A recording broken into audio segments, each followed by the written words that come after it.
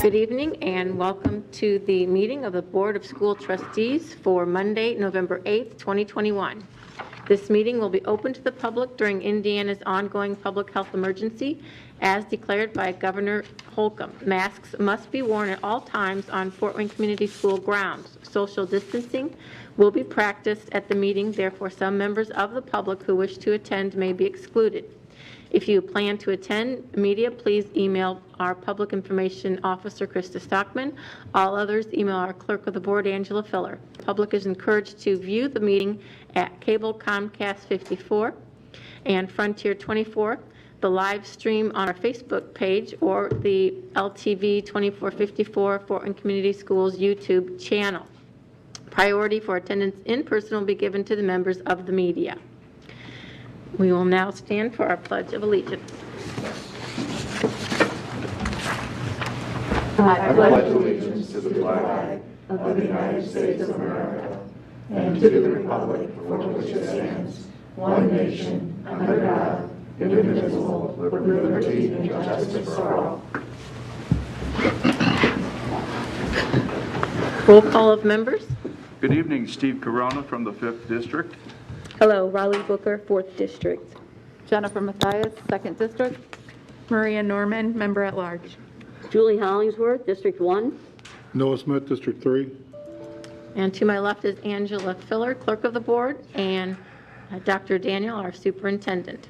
And I am Ann Duff, Member at Large and President of our school board. We have no awards and recognitions this evening, so we move on to our consent agenda, which includes the approval of our minutes from the October 25th meeting, our vouchers and payroll from ending November 8th and October 8th and October 22nd, as well as our personnel report. Is there a motion on the floor for approval? Madam President, I would move approval of the 3 items listed under the consent agenda, the approval of our October 25 minutes, the vouchers and payroll, and personnel report. Second. Thank you. And Dr. Daniels, is there anything on the personnel report? Yes, I have a visitor here this evening that will become part of our Fort Wayne Community School family. So Mitch Shepard, if you'd please rise. Hi, Mitch. So Mitch joins us after working for 27 years with the Fort Wayne Parks and Recreation Department, most recently as the Deputy Director overseeing the Follinger Theater, Follinger Fryman Botanical Conservatory, and Community Outreach. She also previously served as a member of the Fort Wayne Community School Board of School Trustees from 2007 to 2010.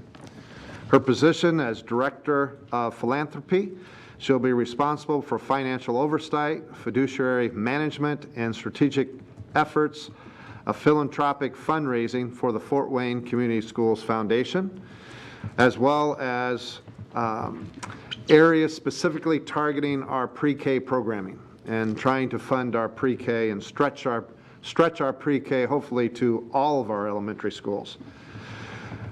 She received her Bachelor of Arts in English and Communication from Tri-State University, which is now Trine University, and completed an Executive Development Program for Parks and Recreation Department professionals at Indiana University. So, Mitch, welcome to our family, Fort Wayne Community Schools, and look forward to your efforts as we try to expand some much-needed programming. Welcome. Thank you. We look forward to seeing what you can do. Appreciate it. Welcome back, Mitch. Okay, all in favor? Aye. Aye. Any opposed? Okay, we will move on then to our new business, saying we have no old business. Subaru Loves Learning donation. It is recommended that the board accepts the donation of $10,000 to Weiser Park STEAM Magnet Elementary School from Subaru Loves Learning for the purchase of greenhouse materials and resources to encourage STEAM education. Adopt a Classroom is a national organization that partners with various companies that are committed to supporting education in the communities where they do business. One of their partners, Fort Wayne Subaru, has chosen to fund teachers at Weiser Park because of their focus on STEAM education. In the past 3 years, Weiser Park has transitioned from a fine arts magnet school to a STEAM magnet school integrating science, technology, engineering, arts, and mathematics in its core instruction. Dave Mosier at Fort Wayne Subaru will visit Weiser Park to present the money to fifth graders during an assembly. He will talk to them about community and how we help our community. Questions will be answered by Melissa Plum, principal at Weiser Park STEAM Magnet School. Is there a motion on the floor for approval? Move for approval. Second. Thank you. And do we have any questions for Melissa? Sure, how does a greenhouse material weave its way into STEAM education? Out of curiosity. So currently, we have an outdoor garden that we are supporting the community. First, it goes to students, so it's the bus drivers love me when the watermelon goes home. But we are working with food banks to provide them. They'll take our fresh vegetables, and we're teaching students the importance of that in helping our community. So we just harvest our garden, and now we're going to have starts, so we need a greenhouse to then further that education. It says that Weiser Park was chosen. Was this an application that you submitted? No, we are so fortunate. So last year, Subaru contacted Kent March, the principal, and said, we hear about you, we want to support you. And now we have a great partnership with Fort Wayne Subaru. They truly believe in helping our community, and we were the lucky ones that they chose. Awesome. Anything else? Well, good luck to you. Thanks. Thank you. Okay, all in favor?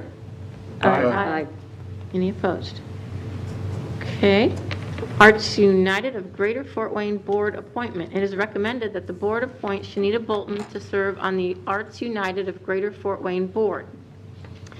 The Board of School Trustees of the Fort Wayne Community Schools appoints one member to the Arts United of Greater Fort Wayne Board.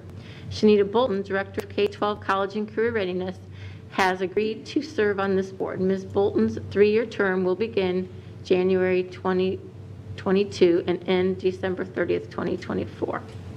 Is there a motion on the floor for approval? I move approval. Second. And all in favor? Aye. Aye. Any opposed? And we have the American Rescue Plan for 2021 through 2023. It is recommended that the board approve the acceptance of American Rescue Plan ARP funds from the Indiana Department of Education for the school years 2021-23.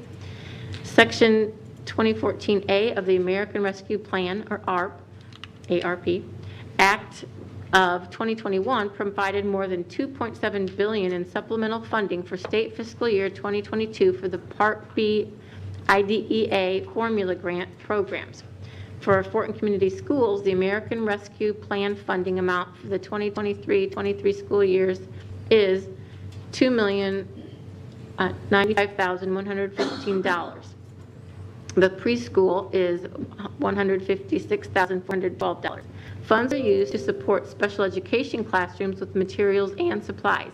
These non-competitive grants are in addition to the Special Education Foundation payment. Questions will be answered by Nikki Sprunger, Assistant Superintendent of Diverse Learners. Is there a motion on the floor for approval? I move for approval. Second. Thank you. And do we have any questions for Nikki?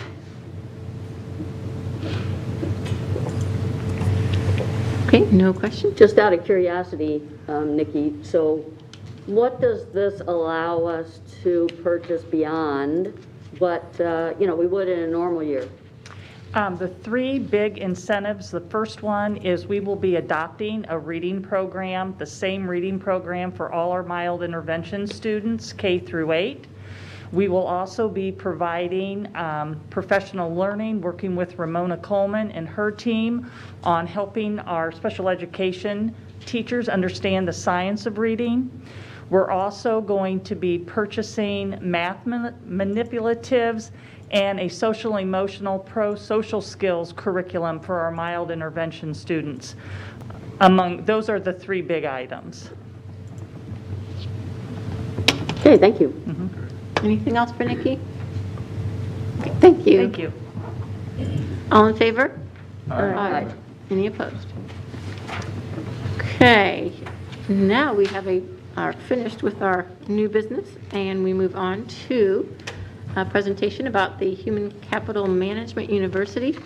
Tonight's presentation will be the utilization of Fort Wayne Community Schools Human Capital Management University, or HCMU, which will be in full implementation by June 1st of 2022 and is used to elevate professional learning for all certified and classified staff.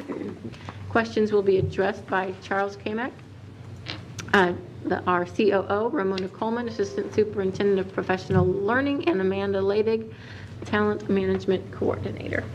Okay, thank you. Good evening. Evening. I'll try to be brief and contain my enthusiasm because this is one of my pet projects, and Ramona and I have been working on this closely. In order to give our employees coming on board and those who are hiring and those who are learning and want to be lifelong learners, we've created Human Capital Management University. That's a mouthful, but we want to make sure that people have access to professional learning, not just in person, but also on a format online. And Amanda and Ramona have done an excellent job of creating this program, of making sure that it addresses employees' needs, and especially with retention, when people have an opportunity to go other places in this job market, we want to make sure that they have access to learning that they wouldn't have anywhere else. So this is a really good program.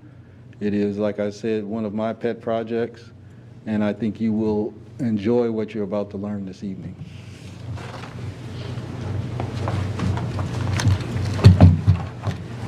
All right, good afternoon.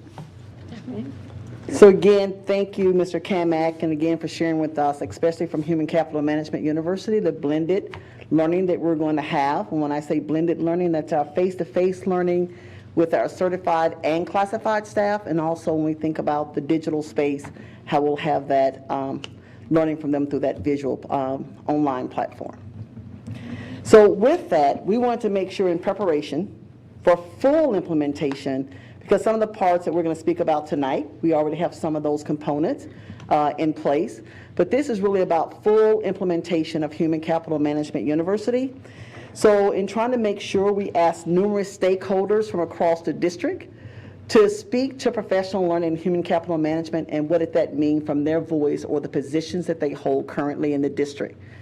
We shared with them several guiding questions that we wanted them to speak to, not each and every one of them, but we definitely wanted them to speak to 24/7 access to professional learning and what did that mean for the impact for certified and classified staff.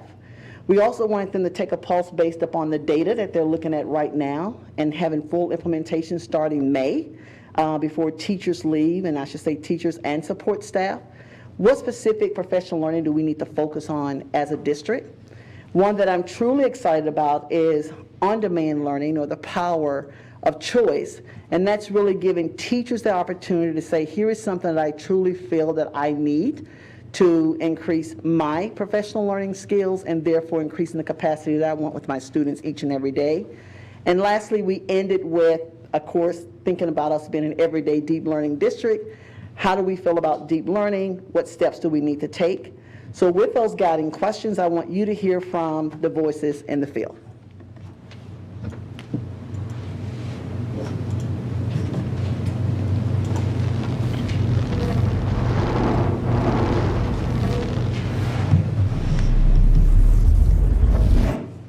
I think one of the things we've learned since March of 2020 is flexibility is key. So a 24/7 access to professional learning, teachers, principals, other staff are able to access learning at any time, anywhere. And in the busy lives that we all lead, sometimes it's not possible to sit and learn with a team of teachers or the whole staff. And so our 24/7 professional learning opportunities will allow staff in all areas to be able to learn together and to have common conversations at the building level, even if they're not all learning at the same time. I know that we're always looking at new instructional strategies every year. How do I handle this? How do I teach this curriculum? This adoption is totally new, so what am I going to do about that? So instructional strategies always, they change, they evolve with research. I do think that teachers would find really a lot of empowerment if they could choose that professional learning at their convenience. It is about autonomy and ownership, and with that will give them the power to move forward in their own professional learning. Having access to the 24/7-hour learning is, one, it's going to give teachers choice in when that learning happens, when it's convenient for them. Will definitely help our teachers feel like they're being respected and they're getting what they need when they need it. I think it's awesome for the 24/7 because so many of us have outside responsibilities outside of the contract hours. We have families, we have little kids, so it would be nice to kind of have the flexibility to do PL when we wanted, and so that it wouldn't have to be a 4:30 to 5:30. It could be really any time that we had a chance to sit down once our families have been taken care of. It would be nice to have that ability to kind of do what we wanted when we wanted. So what's going to be the easiest way for us to access that platform with the different PLs that are being offered? I think that's the biggest thing with wanting to know how this platform is going to look and what it's going to be like. Am I meeting all the teachers' levels? Am I meeting their needs? And I try my best, but I do think that teachers, if they had a choice and could go on to this platform to deepen their learning with differentiated choices, they'll grow more. I feel that we need to look at different capacity of needs for staff. So we need to look at what does it mean to be a new teacher in Fort Wayne Community Schools? What types of things do you need to know to be part of Fort Wayne Community Schools to meet the needs of our students' SEL, to meet the needs of classroom management, engagement, accountability strategies. We need to look at what types of support that classified staff and having that available. What does that mean for our bus drivers, our cafeteria workers? We need to research what best practices are and have those supports embedded in there, as well as how to use the system. But also teachers have different needs. For instance, 2 second grade teachers came to me just recently and said, we want to learn more about the science of reading, and we found this workshop, but it costs $200. And so wouldn't it be awesome to have something on this platform for those teachers to meet that need, because they're hungry right then, and to be able to give them that, what they are really wanting. When I think about all that is changing in our world and in education and all the shifts, all the areas of focus and all the things that we need to do, even as educators, as we feed children, as we clothe children, as we educate children, as we allow ourselves to serve their families, it's going to take a continual learning process for all that to occur at a high level to impact student results. And that's what we are committed to doing. Not only at Glenwood Park, but throughout our entire district. I see a strong commitment to PL because we all want to get better. Teachers come to PL with student needs in mind, and they are able to then find what works for them. That's going to make a huge impact in student success.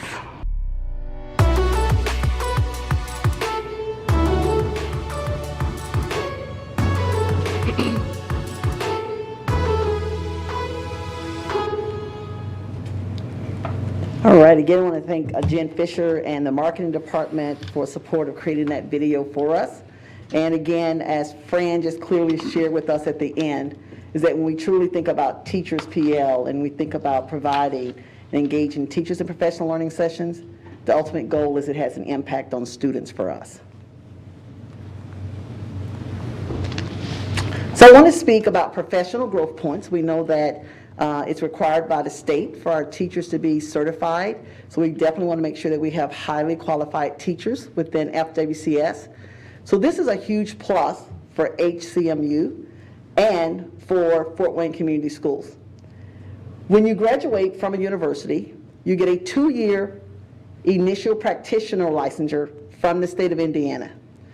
In order to convert that licensure to a 5-year licensure, you must use 90 PGPs. So for us, every time we engage our teachers, in an hour of professional learning, they receive 1 professional growth point. Now again, the 90 PGPs is over a 5-year period. So if my licensure was actually ending in 2021 this year, that means from the window of 2021 to the window of 2026, that's my opportunity to actually earn 90 PGPs. Now this is really important. From the time that I've sat in my seat, there's not a year that has gone by that if a teacher has left our district to move to another district, they will call, they will email, and ask, do you still have a copy of the hours that I earned when I was in FWCS? Because I need hours to renew my licensure, and I don't have enough in the current district that I'm in. So it is always the teacher's responsibility to make sure that they're keeping up with their 90 PGPs. However, when Amanda gets ready to speak, we'll share with you how now moving to our transcript with Human Capital Management University, it's going to capture it for our teachers. Oh, sorry. So they have the initial license 2 years, and they have 2 years to gain the 40, or they have 5 years to gain the 40? They have 5 years. So basically you have when you first graduate from college, in 2 years you have to renew that initial practitioner licensure. But then for your 5-year, you have to have 90 PGPs.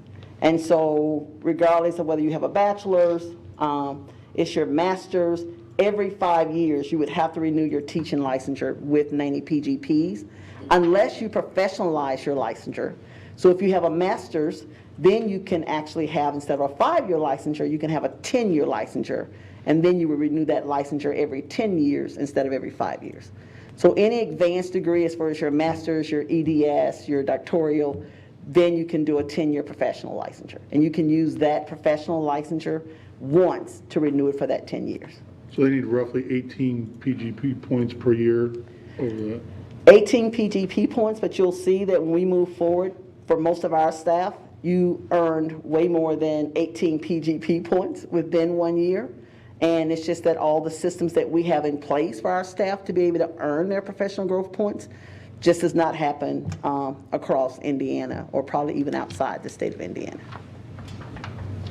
Can you describe the current delivery system for professional learning? Yes, I can answer it right now, or can I move to the next slide and explain it there, sir? Before you leave that podium. Okay, I will make sure. All right, job embedded PL. So we know that several years back, for our system, we have job embedded PL in the morning for our elementary. So we know 7:15 to 8 a.m. that teachers have the opportunity and support staff to engage in professional learning at the building level. The PL at the building level is supported by the assessment team, the curriculum team, the technology team, and of course professional learning. Also at the building level, you could have teachers that they're using their voice and their expertise at the building level to facilitate PL within their teams. And so then middle school, you can see that that's after school, that they're engaging in that job embedded PL. And then high school, 8:20 to 8:50. So remember, we have our school improvement plan, our SIP, that's driving our focus direction at the building level, so for what should occur around our targeted goals that they've set within their school improvement planning. And then basically looking at that just-in-time data, or real-time data that we're gathering from FastBridge and other assessments that students are engaged in to see precisely what the professional learning should be around. So power of choice, on-demand professional learning is what I'm really excited about. So you heard one of the coaches speak to sometimes after school. So when we think about our differentiated learning communities meeting from 4:30 to 5:30 in the afternoon, you've worked all day, and so sometimes it's really difficult engaging in that professional learning. So we wanted to make sure that we know that teachers and other support staff, that you have planning or different planning times throughout the day. Moving forward, we want to make sure that we have those 15-minute nuggets or 15 minutes of ongoing PL sessions for certified and classified staff throughout the district.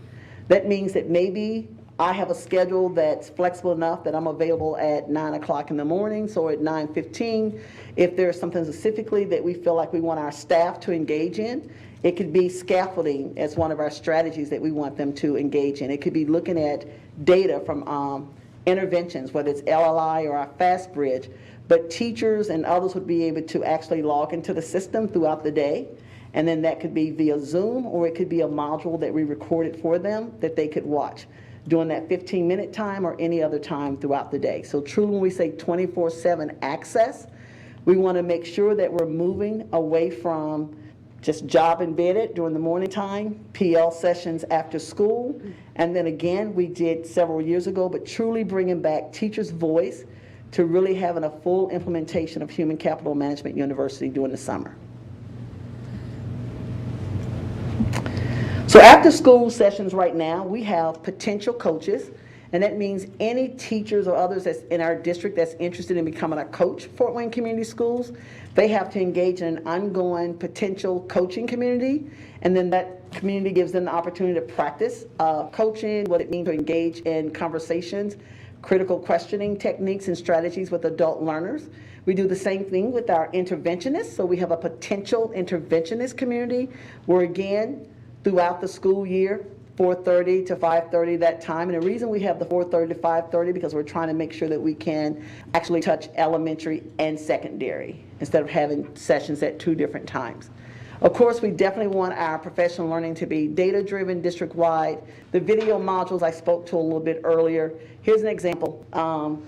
At Portage this afternoon, I know that one of our curriculum coordinators, this was the second part that Jamie was engaging in strategies with the staff, teachers there at Portage. And so basically, she's one person, one curriculum coordinator. So we want to make sure as others are watching her engage in that work, how do we capture that work so that when we get ready, that teachers throughout the district, pre-K 5, can actually take the time and even also have it as a teaching module. I refer to it as a teach back, so it's basically when you're actually creating that module, you're creating that module to say, this is what I want the teachers to do, and you're modeling for them what manipulatives or what you want them to engage in at the time. So again, we've also have PL or PD available from the IDOE, Indiana Department of Ed, and then again, Regional 8. This is not an opportunity we have taken advantage of in the past in the way that we should.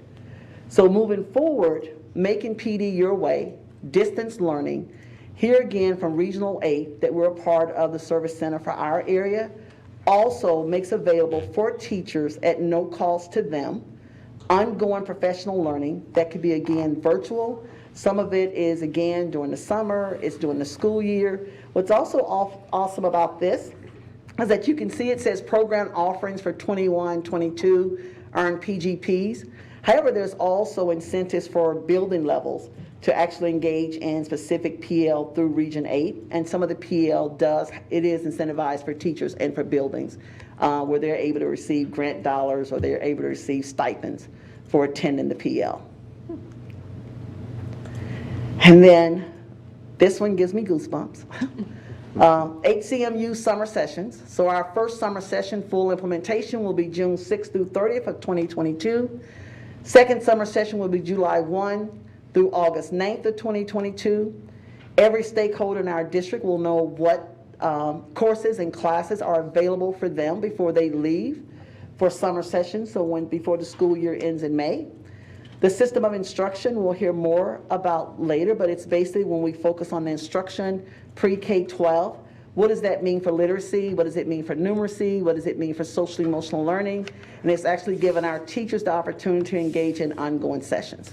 Some of these sessions will be repetitive so that teachers, based upon other tasks or other things that they make the choice to do this summer, even spending time with their families, we want to make sure that we're giving them the time again throughout the summer from summer session 1 to summer session 2, that these sessions will be available for them. Crucial conversations, we've always engaged in this PL with the onboarding of our new administrators. We want to push that further, and so now we want to make sure that we're making that content available to all of our certified and classified staff. Effective communication, leveraging digital, the technology department. Again, we'll have the Ignite conference, and then again give teachers and others the opportunity to engage in that learning. Everyday deep learning, and again, this is huge for me because we've done a lot with deep learning, from the leadership lens, building principals, our assistant principals, guidance counselors. However, of course, with project-based learning and defined learning, we're trying to make sure, I call it the boots on the ground, of how do we really get this in the hands of teachers and have them to take the energy of attracting other peers to do this. This summer, we'll start our own FWCS Leadership Academy. Again, this is an opportunity for us to have our own leadership academy within Fort Wayne Community Schools. We've had numerous administrators to attend the Learning Forward Academy. We have several administrators that's currently a part of the Learning Forward Academy. However, moving forward, FWCS will host their own FWCS Leadership Academy in district. Sessions will be facilitated not just by central office. Teachers and others will be receiving more information in regards to Human Capital Management University. We want the champion of learners not just here at central office, but also the voice from the field. So they'll have the opportunity to use forms that we're creating to say sessions that they would like to lead during summer sessions 1 and 2, building level leaders, support staff, and district level leaders. Again, HCMU is for all of our stakeholders, certified and classified. Steve, I want to make sure before I leave the podium that I answer your question. I had several.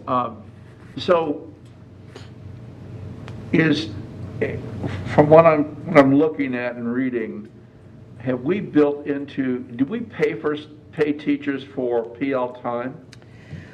You identified time before or after the school day.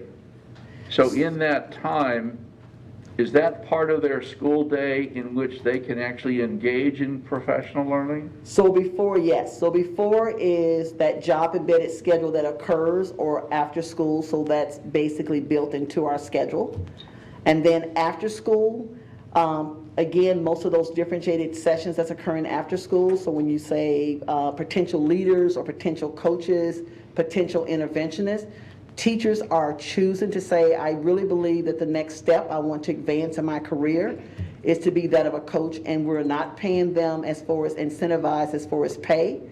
But again, I come back to that 90 PGPs. So prior to that, if you were actually having to renew your licensure, you'd have to pay for 6 hours of course credit to equal those 90 PGPs. So really, I look at it as that we are incentivizing our teachers, because instead of them having to pay for courses or pay for classes, it's only if they're making a choice to advance their degree that they would truly have to pay to renew their licensure. Otherwise, as a district, and especially moving forward with Human Capital Management University, we're incentivizing them and giving them the PGP points to renew. Gosh, so there's not any pay after school unless it's outside of their normal contract or what would already be within their teacher contract.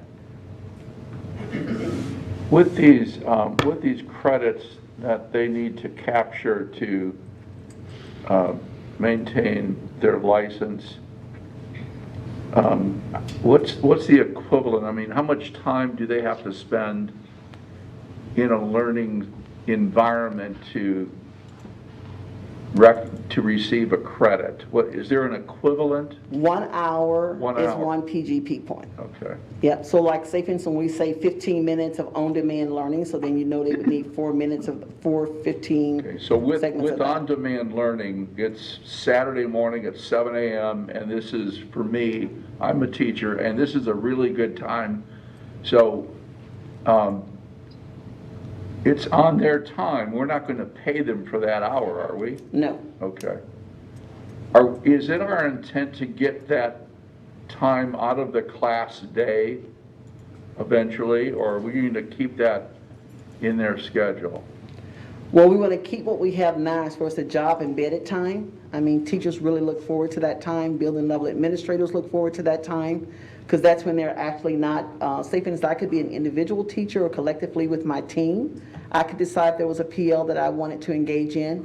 However, at the building level, doing job embedded, they're truly looking at their school improvement planning, and then they're approaching that from the lens of their goals and objectives, and then they're doing the PL that's precisely needed to occur at their building. So what's occurring at Adams might be different than what's occurring at Waynedale.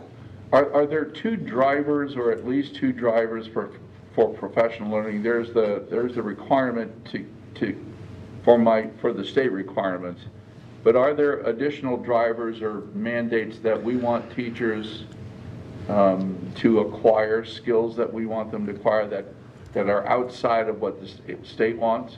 Yes, I think that my answer to that would be, of course, we're answering the state's part because we're giving them the 90 PGPs that they need or the 45 PGPs that they need. However, when you truly look at professional learning, the reason for that for adult practice is truly to improve achievement for students. So when we go back and we look at our data, so again, I'll go back and say when we look at FastBridge data, and our FastBridge data identifies for us where there are specific gaps, then we can look at PL and look at it with more precision to say this specific building we need to focus on from central office or with this group of teachers in order to move the achievement gap for them. So it's really about really supporting adult learners in their practice so that they can be the best at supporting students and changing outcomes for them. So we'll still have those times for elementary before school, for high school before school, for middle after school for PL? Yes. And those will continue? Those will continue. Those are part of the contract. And these opportunities are just in addition? These are in addition. So moving forward, like the on-demand will be just starting for the school year. The summer session coming back for HCMU this summer, that will be new. And then just making sure we've recorded or we've had modules in the past. This is just really being truly data-driven and explicit in making sure that we're meeting teachers where they are. So I think another teacher says when I think about personal responsibilities, professional responsibilities, sometimes trying to come to a PL after school is not always the optimal time for me. However, if I know that you're recording that PL and I can watch that PL at a different time, and then what we really want to stress is that we know that when we truly focus on PL, we want them to focus on PL collectively as a team, because we know that basically the learning that you're taking back is to the building, like to your second grade team, your 8th grade team, your 9th grade team. So do they get PGP points during and after in those embedded times? Yes, and so what Amanda is going to talk about is that they'll get PGP points during that embedded time. However, in the past, it was teachers that were keeping track of these PGPs or their principals, but Amanda is going to talk about how the system will track PGPs for them and how that will be added to their transcript. So they're incented to use the HMCU? Yes. As well as the normal day-to-day PL? So moving forward, especially starting with the launch of Human Capital Management University this summer, everything when it comes from central office for PL, it will be in this Human Capital Management University system. At the building level, Amanda is going to speak to how building levels, when they're having their job embedded PL or other PLs during the day, she's going to talk about how they'll make sure that that information is added to teachers' transcripts. If I just take advantage of the embedded PGP time, do I obtain enough points or hours to get what's required if I'm a teacher? You will be very close within that 5-year period. So even though I'm going every day for 180 days of school, I'm still not quite, I need a program like this to help get me over the hump. Right. To get those credentials. Yeah, what's really interesting is only 90 PGPs, so we'll have our teachers that will say, Ramona, I have 115. And I'm like, you can submit 115 to the IDOE if you want to. They're only asking you for 90. So again, there's more than enough PL that's throughout the school year for us adding the other component. And this summer, when I say PGPs, it's more than just that licensure renewal that they can add. This is really teachers and honoring them and honoring their voice and their professionalism, and then making sure that we're engaging them in the PL that they need to move forward. And this is no charge to our teachers? No.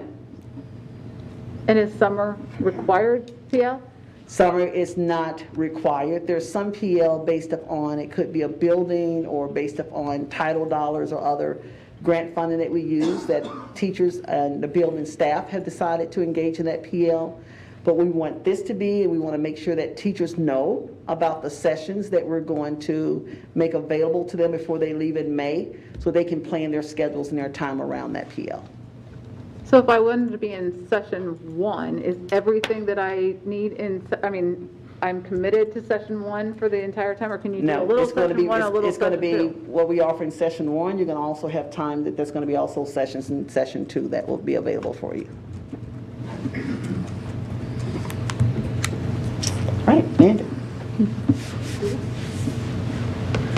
Good evening. You heard Charles and Ramona speak to the why and the what of Human Capital Management University, so I want to talk to you about the how. There will be two ways that teachers or other staff in the district can register or sign up for PLs. One way they can do it is through our professional learning calendar, and this is a great way for us to be able to track how many attendees that we have at these sessions signed up for it, so that if we have a place where it's a limited capacity, like the Grand Wayne at Face, we know we can cap it at this many people. This is also a way for us to track data so that we can see how many people are signing up for events, what times they're choosing, what topics they like, so that we can continue to differentiate PL and build it based on what they want. The other way that attendees can sign up for HCMU courses is to go through our intranet page. This is our professional learning page, and they can sign in through the login. And when they get into the system, this is what the actual homepage of Human Capital Management University looks like currently. This will slightly change once we start building more and have more modules and information in the system. However, we tried to model this somewhat after our student LMS so that it was less of a learning curve for our teachers and other staff when they're signing in. They will be able to look at a course catalog in the system so that they can either peruse what is available to them. They can search by different filters depending on what they would like, or if they know a particular topic, such as Pear Deck, that they would like to learn more information about, they can search for that keyword. That will bring up a list of all of the courses that are available to them to choose, or if they want to choose an entire curriculum so that they can earn a badge, a micro-credential based on that topic, they're able to do so.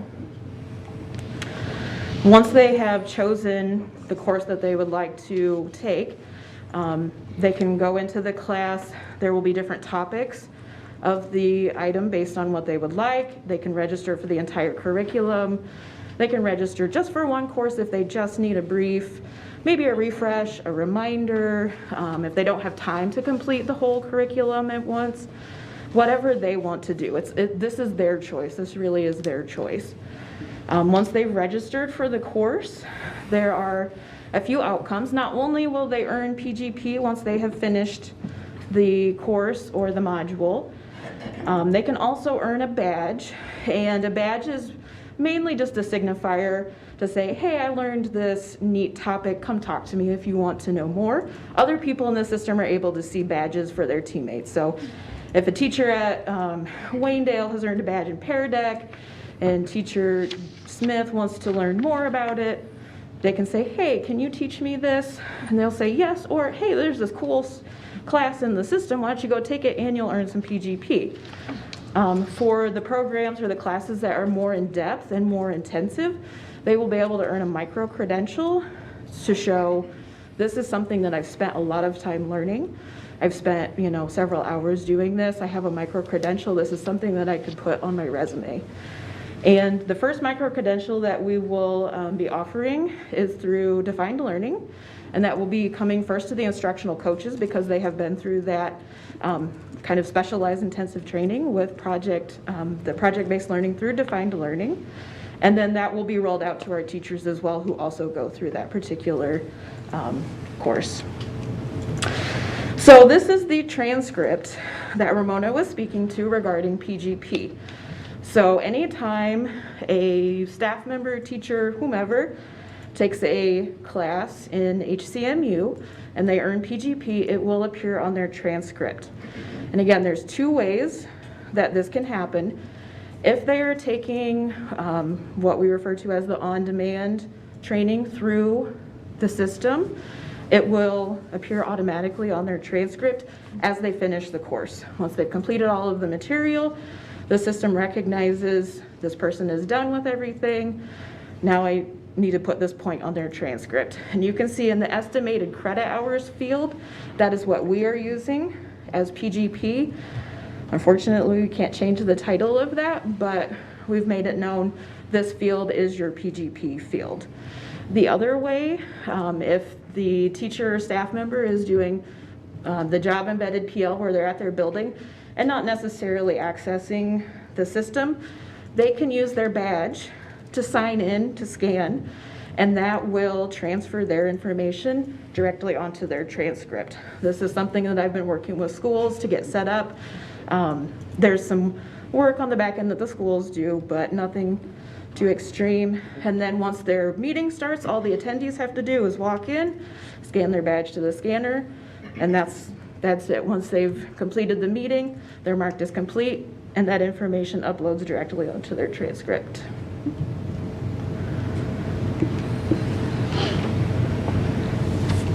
Anybody have any questions about the system, how it's set up? How was it done before, prior to scanning your Paper. badge? Paper. So teachers would have to keep track, either teachers or their administrator would have to keep a file, a folder with all of the papers, and then they would have to scan those to upload those to the licensing system. Now what they can do is print out that transcript and upload that directly. They can save it as a PDF and upload it directly to the state licensing system. Great. I want to make sure I heard something, you were Ramona Soder, if I'm just making this up. So somebody in our system, we've got a couple of teachers that acquire several micro-credentials on a specific focus point. Other people, other teachers can see that or can query the system to say, who has picked up 5 badges in a certain area? Is that what you said? Yes, there is a leaderboard in the system. We don't currently have it turned on because we don't have all of this built out fully yet, but there will be a leaderboard so that if I'm a teacher and I can look at that and see, oh, my colleague at this school is certified or micro-credentialed in that, I need to talk to them. So how do you, what is the internal system that we're posting all of this information? The system is called Sum Total, and it is what we refer to as the adult LMS. So it functions similar, but it has more capabilities beyond what a student LMS would in terms of career. Did we buy this from somebody? Sum Total. That's the company. Okay. This is really impressive. This is like the real world. And I mean that seriously in that sense that I've had conversations with a couple of my kids who work for big companies, including Salesforce, and this is exactly what they're doing. Is that they call it their internal Facebook page, but as they go through their training regimen, they acquire badges and post it, and their supervisor can see that, and it's very open and it's helpful. I think it's integrated into their calendar so that they can begin to plan out their training schedule and establish their own benchmarks. This is very cool. This is very impressive. Charles, you've been on the right track, sir. What I think is so wonderful is the cost savings to teachers, because I think the year I graduated, anybody prior to me, like Julie, had to get a master's degree, which is a huge cost. And then people from me on, we had to take the 6 credit hours every, I don't know, 5 years, I guess. So that was a huge cost. I know just over 10 years ago, I renewed my license, and it was $2,000 to renew my license. Plus, one of the classes was at IU, so I had to go to housing and just that, so just the money savings for our teachers, I think, is wonderful. And the fact that they can focus on what they want to focus on. I mean, I just took classes because I wasn't employed at the time, but I wanted to just have that insurance policy, as I called it, to have my license just in case I needed it. And, I just took whatever I could at the appropriate time that fit my schedule and whether I needed that information or not. But now they can focus on what they want to use in their classrooms and things like that. So that's wonderful. One of the nice things about this system as well is if teachers earn PGP through a conference or through some other external site, they can bring that to this system and we can upload that for them, help them upload that certification document, whatever it is that they've received, so that again, that will also appear on their transcript, everything in one spot for them, so they don't have multiple places they have to do that. So I have a question. So I went to a conference a couple years ago, and there was a school system that was doing something similar. And one of the things, and maybe you're just not there yet, but one of the things that they were doing is that teachers had an opportunity to create their own courses. You know, if I wanted to create a course on applications and projects involving logarithms, I could do that. If enough people in the district were interested, then that became a course. So I'm just wondering if that's something you thought of, or something that you might be heading toward. So we'll actually be sharing some of that information at leadership. So when I talked about different courses and classes being available at the building level, this system will provide, I should say, access for principals and teachers. So what we're working on from the central office lens is what does all that look like as far as what forms, what is it that we want them to fill out, as far as saying that they want to be a leader in one of those courses. But this system definitely could do that. Right. So they're a step ahead, but we're getting there. And where do I get a Fort Wayne Community School HCMU t-shirt? The fighting. We could be the fighting. Julie. Yeah, you have to work on that. Okay. And also, before I leave the podium, I want to make sure to thank Jack Bird and the technology department, because they really have been instrumental in helping us as a department to make sure that we're going to have this up and ready for full implementation by May of 2022. So thank you, Jack. So, I know you laid out the case for certified, but why would classified take this, or what's their level of interest, and what's the benefit, or what's the pros, cons? How do we? So the benefits with classified is that classified staff, as of right now, they do not have to earn PGPs. However, we do have different pathways that's available to classified. So we know that some of our classified staff will start out being a support person at the building level, but then they'll decide that they want to go back to school, they want to earn their teaching credentials. So again, some of the courses, even though it's certified and classified, it may be something that a classified staff person would say, I really want to be a part of that class, or I want to engage in that course. We also, this year, had the opportunity, because of ESSER dollars and Dr. Daniel and Cabinet, basically we hired 2 people that their specific role is to support classified staff in the district. So they have been working very closely with instructional assistants at the building around the social emotional learning component, and then looking specifically at specific strategies that they use with students. And then this past week, really seeking out from our district support team. So really making sure when it comes to transportation, and speaking with Frank, what is it that when you think about your bus drivers? And so that was one that I wanted them to approach first, because that's the first group. We think about adult learners, that our students, if they're riding the bus, is the first adult that they see before they get to school. So we really need to look at, when it comes to our bus drivers, and what support they need around engaging in social emotional learning, and what strategies we want them to use as they're engaging with our students on the bus. Same thing when we look at facilities and others. So again, we do have classified staff, not just at the building level, but also thinking about the operational side. So will this become part of their training, or part of their, like, before appointment, or part of their ongoing? So a lot of the classified for the instructional assistants right now, especially during our 2-hour delay days, like the Wednesdays that we have, we've used that time with building level principals to really support the classified staff, as others are certified staff are engaged in other PL sessions at the time. We've also, not this current year, but I know again, if I use Frank as an example, for bus drivers, they've engaged in PL on Saturdays, because that's when they wanted that PL to occur for them. And then again, this just-in-time PL, because we know that our assistants come to us at different times during the day. So it's going to be really important for us when we look at classified staff, of how do we look at that on-demand learning, and how do we support them. Okay.